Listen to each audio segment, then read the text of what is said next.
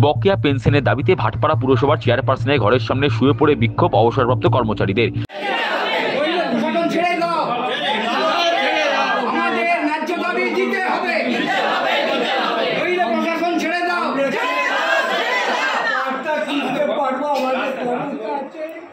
আমরা হাঁটতে চলতে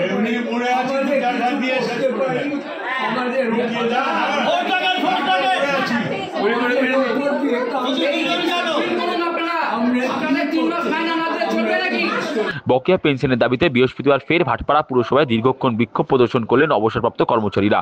ভাটপাড়া মিউনিসিপাল পেনশনার্স ওয়েলফেয়ার অ্যাসোসিয়েশনের ব্যানারে এদিন দুপুর 2:30 থেকে তারা গলায় প্ল্যাকার্ড ঝুলিয়ে বিক্ষোভ শুরু করেন। বকেয়া অবসরকালীন ভাতার দাবিতে এদিন তারা চেয়ারপারসনের ঘরের সামনে শুয়ে পড়ে বিক্ষোভ দেখালেন। সন্ধ্যে 6:30 পর্যন্ত চলে এই বিক্ষোভ। এদিন বিক্ষোভে যোগ দিয়ে এক অবসরপ্রাপ্ত কর্মচারী অসুস্থ হয়ে পড়েন। যদিও কোনো রকম আলোচনায় বসতে রাজি নন বিক্ষোভকারীরা। বৃহত্তর আন্দোলনের হুঁশিয়ারি দিয়ে এদিন তারা বিক্ষোভ প্রত্যাহার করে নেন। বকেয়া পেনশন না মিললে আগামী মঙ্গলবার তারা পুরসভার গেটে ফের বিক্ষোভ প্রদর্শন করবে সূত্রের খবর। বিক্ষোভকারী পরেশ পালের অভিযোগ, 3 মাস ধরে তারা পেনশন থেকে বঞ্চিত। পেনশন না মেলায় তারা চিকিৎসা করাতে পারছেন না। দেওয়ালে তাদের পিঠ থেকে গেছে, তাই বাধ্য হয়ে তারা পুরসভায় বিক্ষোভ দেখাচ্ছেন। পরেশবাবুর আরও অভিযোগ, ডিসেম্বর মাসে কয়েকজনকে 1 মাসের পেনশন দেওয়া হয়েছে, কিন্তু বাকি অবসরপ্রাপ্ত কর্মচারীরা 3 মাস ধরে পেনশনই পাচ্ছেন না। 3 মাস পেনশন পাচ্ছে না। এবার বৃদ্ধ, এই অকর্মণ্য, যাদের চিকিৎসার খরচ বেশি, কি করে তারা বেঁচে থাকবে? বাঁচার রাস্তাই নেই।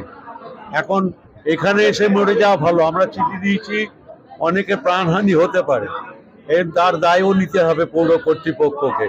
যারা এখন দায়িত্ব নিয়েছেন, পৌরপ্রধান, উপপৌরপ্রধান, chairman in council, board of councillors, এই পৌর কর্মচারী যারা সারা জীবন কাজ করলো, তাদের যদি পেনশনটাও না দিতে পারি ন্যূনতম জীবিকা নির্বাহ করার জন্য, তাহলে বেঁচে থাকবে কি করে? তার চিকিৎসা খরচ চালাবে কি করে? এই অবস্থায় আর আমাদের কোনো উপায় নেই, দেয়ালে পিঠ থেকে গেছে। এই পৌরসভায় এসে আমরা এখন শুয়ে থাকবো, আর কিচ্ছু করার নেই। শ্মশানে যাওয়ার মতো অবস্থা, অনেকেই মানে নড়তে পারছে না। খাদ্য, অনেকের ওষুধ কিনতে পারিনি 3 মাস ধরে। এবার কিছু লোককে ডিসেম্বরের মাসে দিয়েছে।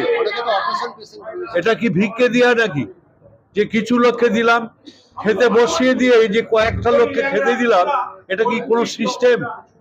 আজকে পৌর প্রশাসন এই জায়গায় গেছে যে কিছু লোককে পেনশন দিলাম 1 মাসের, কিছু লোককে, বাকি 2 মাস 3 মাস বাকি আর সব লোক হাহুতাশ করছে।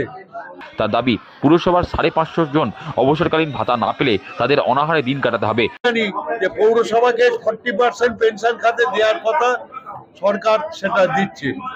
তাহলে পৌর কর্তৃপক্ষর যেটা দেওয়ার কথা তারা সেটা তো করতে পারছেন না। সে ব্যর্থতা কার?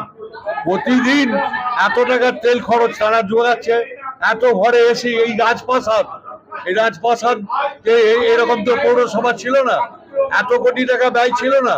তাহলে সেই দায়িত্ব যারা নিয়েছেন তারা চালাতে হবে, খেতে দিতে হবে আগে। তাহলে বেতনগুলো কি করে হচ্ছে 1 তারিখে? স্টাফেদের পর্যন্ত অনেক ঘরে এসি রয়েছে। এগুলো, এই লাক্সারি জীবন আর কিছু লোক খেতে পাবেন, এটা কেন হবে?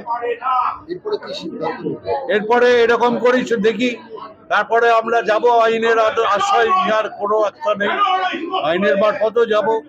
কিন্তু আমাদের যারা দায়িত্ব নিয়েছেন পৌর কর্তৃপক্ষ, তাদের কাছে আমাদের তো আগে বলতে হবে। সেখানে আমরা ধর্নায় বসে আছি, শুয়ে থাকবো আজকে। পেনশনের দাবিতে অবসরপ্রাপ্ত কর্মচারীদের বিক্ষোভ নিয়ে ভাটপাড়া পুরসভার উপপুরপ্রধান দেবজ্যোতি ঘোষ বলেন, গত 17 ফেব্রুয়ারি পেনশনের দাবিতে ওনারা বিক্ষোভ দেখিয়েছিলেন। সেদিন চেয়ারপারসনের ঘরে পুরসভা স্বাস্থ্য দপ্তরের সিআইসি নুরে জামাল বিক্ষোভকারীদের সঙ্গে বৈঠক করেছিলেন। ফেব্রুয়ারি মাসের মধ্যে 1 মাসের পেনশন দেওয়ার আশ্বাস দেওয়া হয়েছিল, কিন্তু পেনশন দেওয়া সম্ভব হয়নি। ফলে 3 মাসের পেনশন এখন বকেয়া হয়ে গিয়েছে। তার দাবি, পুরসভার নিজস্ব ফান্ডের সংকট চলছে, তাই অবসরপ্রাপ্ত কর্মচারীদের পেনশন মেটানো যাচ্ছে না। বিগত মিটিং আমি ছিলাম না, আমাদের হেলথের সিআইসি নুরে জামালের মিটিং করেছিল চেয়ারম্যানের ঘরে। ওদের কথা দিয়েছিল যে ফেব্রুয়ারি মাসের মধ্যে ওনাদের 1 মাস পেনশন দেওয়া হবে, বাট পারিনি। পেনশনের একটা পোর্শন আমাদের দিতে হয়, একটা পোর্শন গভর্নমেন্ট দেয় আর একটা পোর্শন আমাদের দিতে হয়। আমাদের যে পোর্শনটা আমাদের, সেই লেভেলে আমরা রেভিনিউ কালেক্ট করতে পারছি না। আমাদের নিজস্ব যে ফান্ডটা, মিউনিসিপ্যাল ফান্ড, সেই ফান্ডে অবশ্যই কালেকশনের ত্রুটি আছে, ক্রাইসিস আছে।